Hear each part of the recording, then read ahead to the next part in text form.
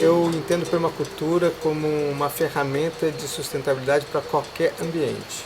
Isso de todas as maneiras possíveis, pensando em reduzir o lixo, pensando em comprar alimentos que não contenham agrotóxicos, pensando em consumir o mínimo possível de produtos químicos superpoluentes, economizar água, economizar energia, economizar gasolina e por aí vai. O futuro agora é um futuro primeiro de denúncia, de mudança de hábitos profundos. A gente está caminhando para uma situação de escassez.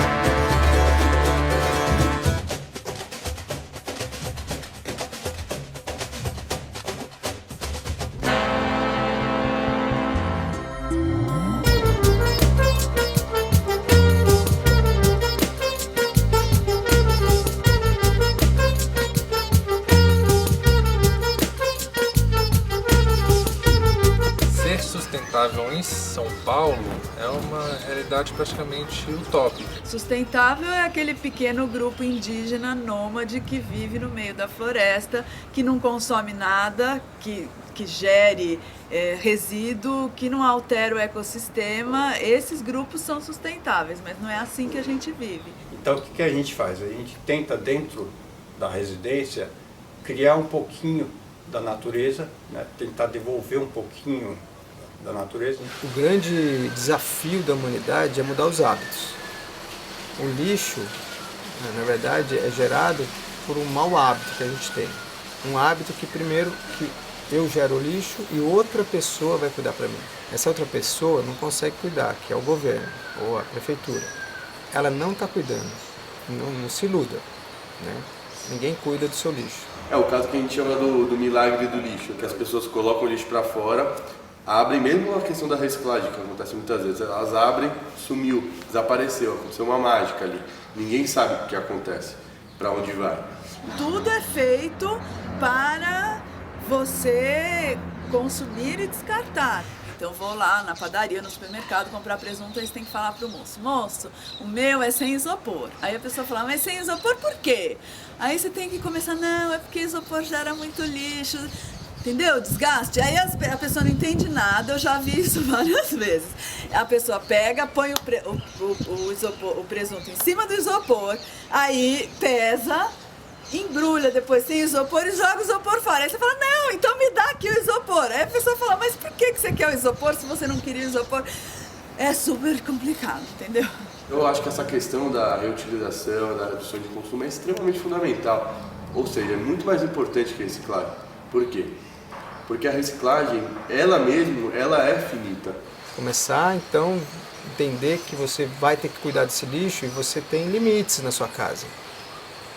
Então você tem que produzir menos e reutilizar o máximo que der. Então aqui a gente estoca garrafas PET, vários tipos de embalagem plástica, que a gente vai transformar em vaso, né? Reservar uns metros quadrados da casa para ter o nosso lixão aqui, ao invés de exportar ele para uma comunidade carente a vários quilômetros de distância que vai sofrer por causa do nosso lixo, né? Cada quilo de lixo que você não recicla está indo para um aterro.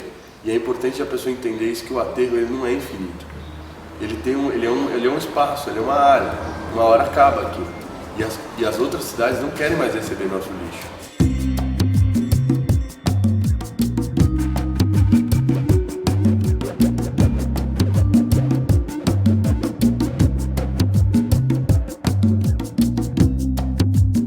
O grande problema do lixo urbano é o lixo orgânico. Você não precisa de nenhuma fábrica para você reciclar ele. Você precisa de uma compostagem, que a natureza faz para você. Os micro-organismos fazem para você de graça. Mas o que é? Dá trabalho, é diferente. E as pessoas não gostam de coisas muito diferentes, ou que dão um pouquinho mais de trabalho. Na lavanderia ou na área de serviço, você pode instalar um minhocário. É um sistema de compostagem usando minhocas, que você pode pegar o seu lixo orgânico, ou parte do seu lixo orgânico, e dar para as minhocas comerem Elas vão comer e vão transformar esse lixo em humus. Eu faço na minha, não causa mau cheiro, não traz bichos, você consegue fazer a compostagem dos seus alimentos. Ou seja, você pode hoje na sua casa reciclar praticamente 99% dos seus resíduos. A compostagem, assim, na verdade ela é bem simples. Você coloca o alimento e cobre com matéria seca e vai fazendo camadas, alimento e matéria seca, alimento e matéria seca.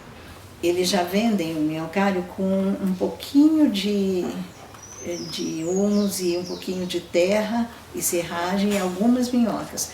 À medida que você coloca os alimentos, assim, a quantidade de minhocas vai crescendo loucamente. E quando essa caixa enche, você troca com a caixa do meio e aí elas vão trabalhando e criando humus. E o caldinho que sai deste humus, o chorume, eu misturo com água e rego as plantas.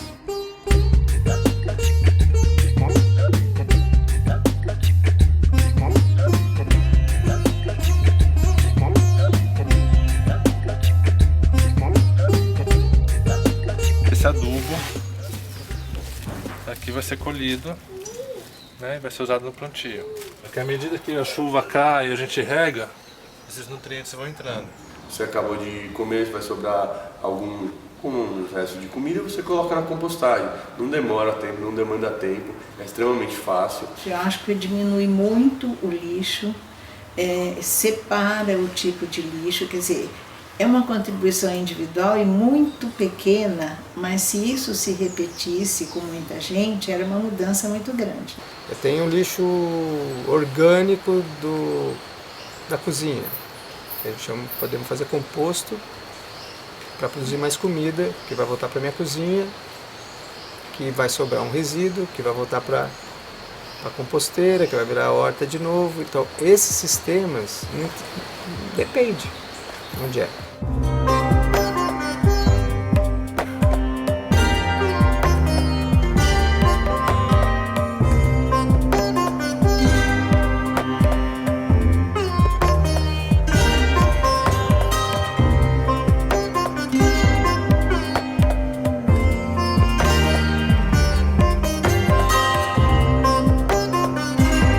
Exemplo de plantio vertical. Então, assim, com madeira de obra, madeira de caixaria que facilmente acha em caçamba, caixa de fruta que acha em feira, em ceasas, também de baixo custo. Faz uma forração interna com plástico preto, com uma lona, faz furos para sair a drenagem da água, faz uma camada de brita, de pedra, de entulho, de cascalho, de telha quebrada, o que for no fundo para ajudar a drenar, e coloca a terra adubada, né, terra com de minhoca no caso. Uma das coisas mais legais de começar a fazer uma horta, pensando nessa coisa de permacultura, é que vira também uma espécie de arte, entendeu? Eu fiz vaso numa mochila, fiz vaso em cesto de bicicleta, em tudo quanto é pote da cozinha velho, eu ponho aquele silver tape, assim, quando fica rasgado, furo embaixo, só é importante que tem que furar embaixo. Então essas coisas não vão parar no lixo e vai ficando bonito, vai ficando interessante, assim, isso é bem legal. É divertido, né, você poder se alimentar um pouco daquilo que você mesmo plantou. Ela tem uma função terapêutica muito legal de estar acompanhando a vida de uma planta, de estar mexendo com a terra, né? Você aprende biologia, aprende ecologia enquanto você está nesse processo de integração com a planta. E então eu acho que é mais isso, né? Ela não tem uma capacidade de fornecer autossuficiência como se a gente estivesse numa chácara, por exemplo. Se você planta num espaço pequeno um pouco de couve, um pouco de alface, um pouco de rúcula, um pouco de cenoura, tudo isso tem um tempo para crescer. As verduras vão mais rápido e a gente colhe logo. As outras coisas vão cada uma no seu tempo. Então, se você tem uma família grande, esse tanto não dá para alimentar toda semana, você tem que comprar fora. O problema na cidade é você sair atrás de um agricultor. Existem várias redes, você pode chegar no seu prédio e organizar uma cooperativa de compras e escolher um agricultor e comprar dele de um, ou de dois, ou de três, que é até melhor. Então qual é o empecilho? É você sair atrás, mudar o que está fácil. Aqui em casa a maioria dos produtos de alimentação vem desse esquema, que é do pequeno e essas redes de comércio justo, em geral, não passam pelas grandes redes de varejo. Então, é um sistema de entrega de vegetais na sua casa. Que começa lá na terra, né? Na possibilidade da agricultura familiar se fortalecer no Brasil, na possibilidade da gente desenvolver o trabalho no campo de forma sustentável, né? Sem contaminação de solo, de água, do ar.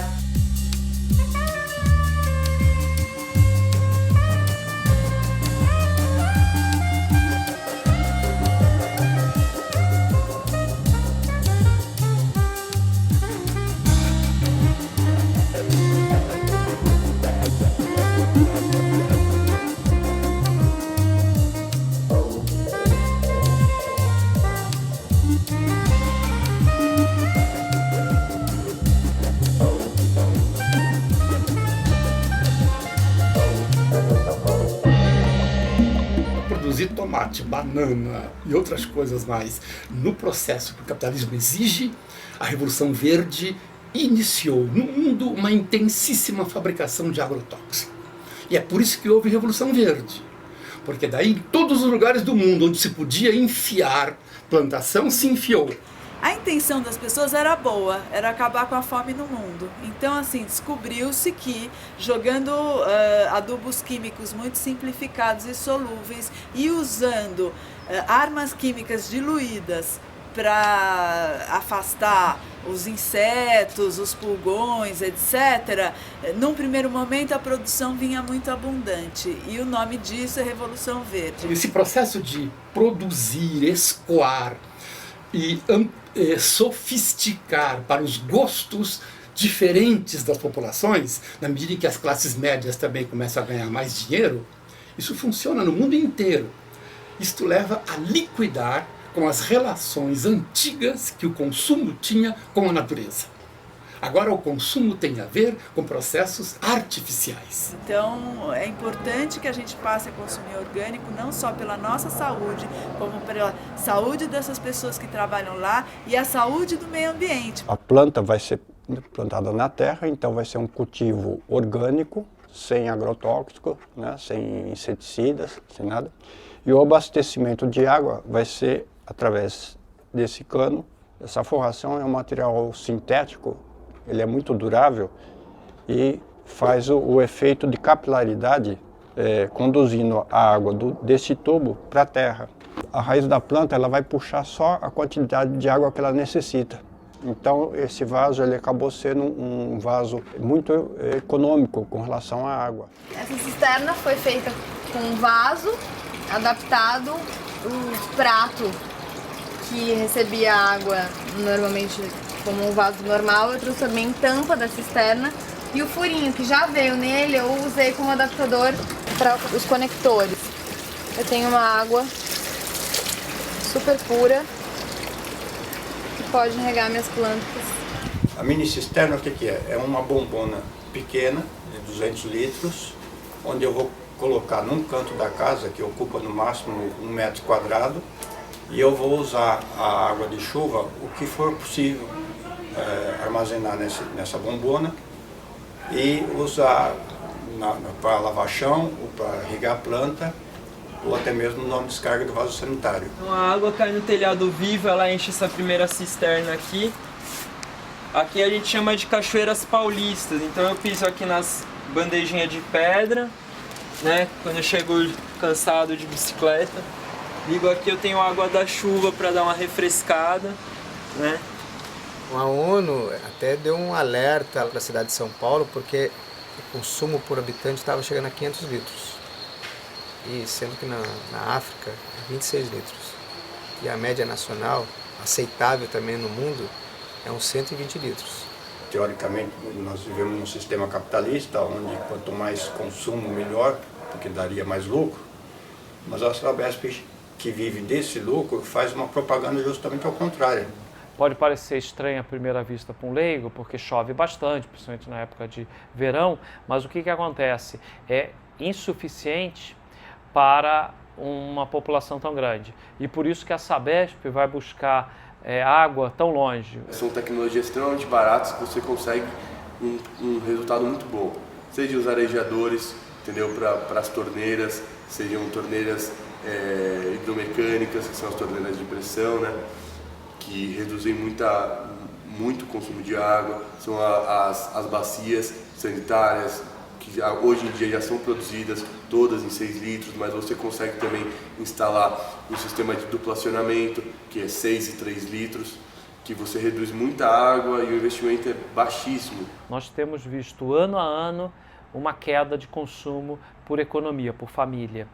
E isso é que tem propiciado nós adiarmos investimentos para trazer água de mais longe, o que significa também maior gasto de energia. Aqui eu tenho uma banheira, que seria uma banheira que eu transformei em reservatório de água, e eu criei uma possibilidade de deck. E aqui eu abro a água, e essa água é guardada nesse reservatório. E aí aqui eu tenho uma bomba manual e a privada com a caixa acoplada. Se falta água, eu acesso de novo minha válvula e entra a água da Sabesp.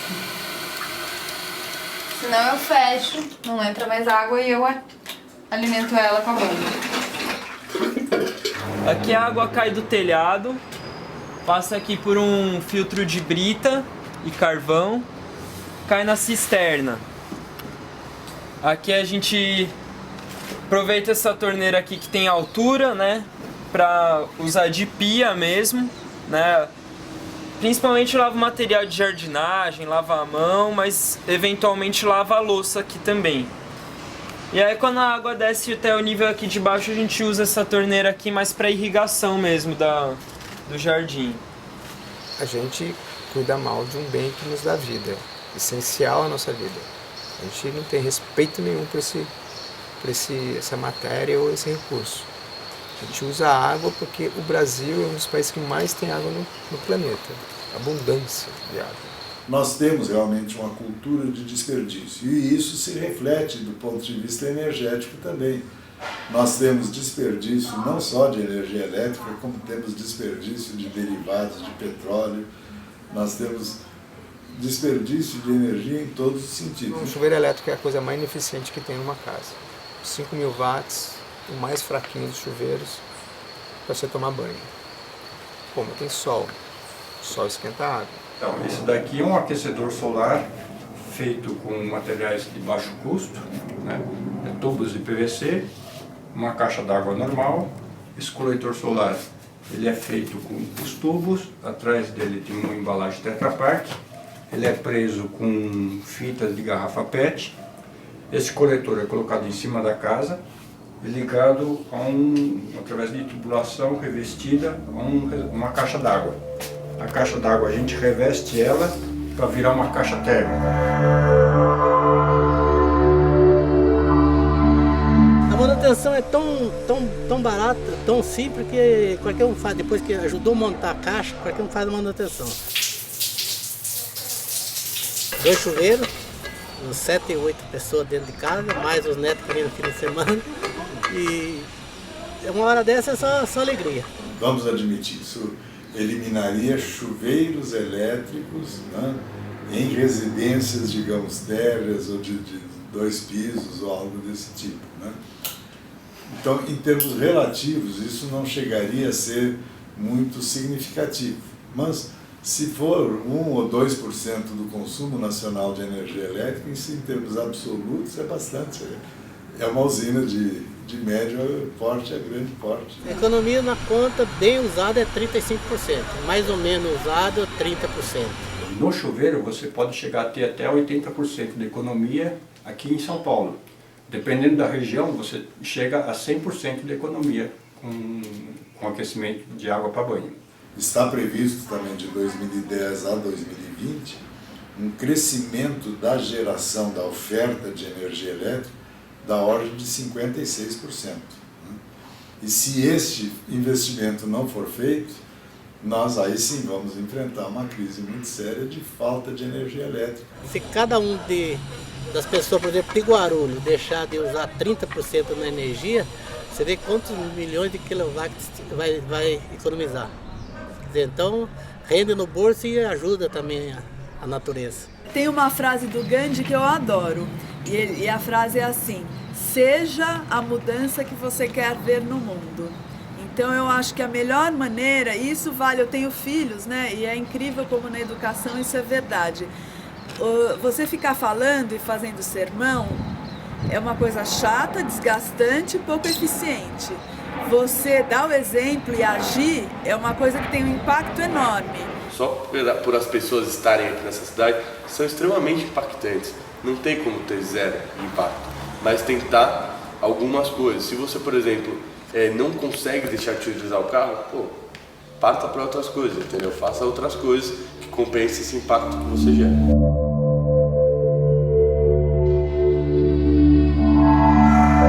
Vi uma matéria recentemente que média de velocidade que os carros andam no momento de pico é 17 km por hora. É exatamente a mesma velocidade que uma carroça andava no início do século. Você tem uma qualidade do ar que está cada vez mais problemática também, né? Com muitas partículas emitidas por ônibus, o uso de transporte queimando derivados de petróleo o dia inteiro nessa cidade. Então, do ponto de vista ambiental, essa grande concentração de população termina sendo uma tragédia. Todo mundo aqui anda de bicicleta, né? Mesmo um ou outro que tem carro, moto também tem esse hábito de andar de bicicleta, né? Um transporte muito barato e é uma forma da gente cuidar da nossa saúde também, né? Então, o próprio tempo que a gente gasta da faculdade, trabalho, casa, já está fazendo exercício, economizando dinheiro e economizando o planeta, né? Porque não emite carbono. Mas eu acho que muita gente, ao falar 100% eu não vou conseguir fazer mesmo, então dane-se, eu vou fazer zero. Não é assim, né? A gente, entre o 0 e o 100, tem muita coisa. O local é o lugar onde eu respiro, eu crio os meus filhos e até onde eu morro. E eu sou enterrado, se eu quiser ser. Eu não vivo no mundo, eu vivo num lugar. Se eu viver intensamente num lugar, eu vou entender o mundo. Mas se eu quiser viver no mundo, eu não entendo nem o mundo nem o lugar onde de fato eu estou. E esse é um processo de corte na relação com a natureza. Se cada um fizer um pouquinho, isso tem impacto. Não só contamina quem está perto e as coisas começam a mudar realmente, como você está fazendo a sua parte, sabe assim? E se um dia essa parte chegar na humanidade toda, o problema está resolvido. Se eu tivesse que voltar, voltaria. Se eu tivesse que chorar, choraria. Se eu tivesse que refazer, refaria. Se eu tivesse que errar, erraria. Por isso eu volto, me transformo sem me transformar. A essência ficou no lugar. Por isso eu volto, me transformo sem me transformar. A essência ficou no lugar. Por isso eu volto, me transformo sem me transformar. A essência ficou no lugar. Por isso eu volto, me transformo sem me transformar. A essência ficou no lugar.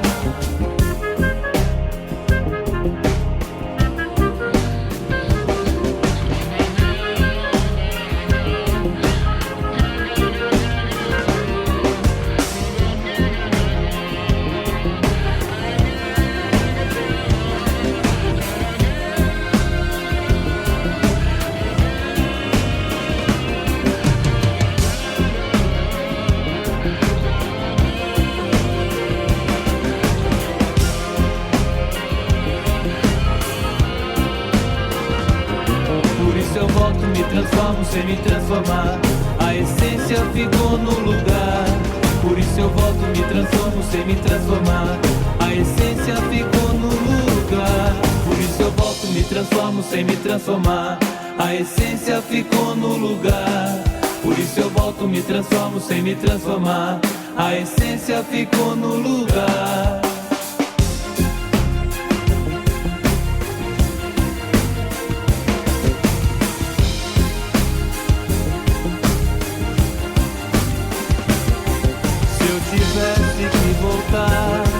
Voltaria.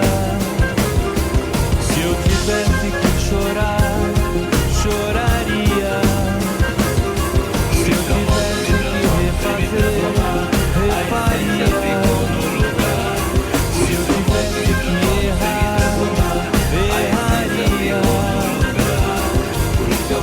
me transformo sem me transformar, a essência ficou no lugar.